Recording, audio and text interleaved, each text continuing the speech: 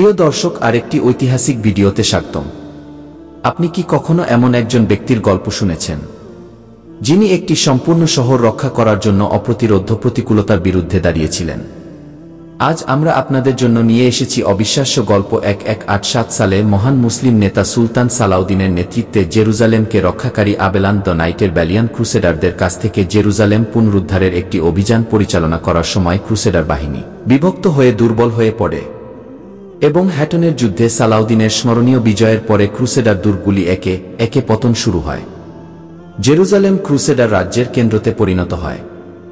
শহরের প্রাচীরে দাঁড়িয়ে থাকা একজন ব্যক্তি যিনি আত্মসমর্পণ করতে অস্বীকার করেছিলেন, তার নাম বালিনং। তিনি জন্মগ্রহণ করেন একটি মহান সম্ভ্রান্ত পরিবারে। তিনি আবেলানের বারিসনের পুত্র, একজন মহিজান নাইট।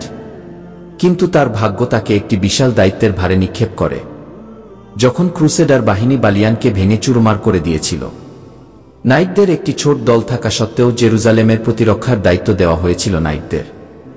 অবরোধের সময় তার পক্ষের অপ্রশিক্ষিত বেসামরিক ব্যক্তিরা কিংবদন্তি সালাদিনের বাহিনীতে পরিণত হয়। জেরুজালেম ঘেরাও করে সরবরাহ বন্ধ করে দেয় এবং শহরের দেয়ালে বোমাবর্ষণ করে পরিস্থিতি বেপরোয়া হয়ে ওঠে। বালিয়ান জানত যে একা শক্তি দিয়ে শহরকে ধরে রাখা অসম্ভব, কিন্তু নিঃশর্তভাবে রেন্ডার করার পরিবর্তে বালান সালাউদ্দিনের সাথে সরাসরি আলোচনা করেছিলেন, যা পরবর্তীতে ক্রুসেডের সবচেয়ে উল্লেখযোগ্য কূটনৈতিক বিনিময়গুলির মধ্যে একটি ছিল।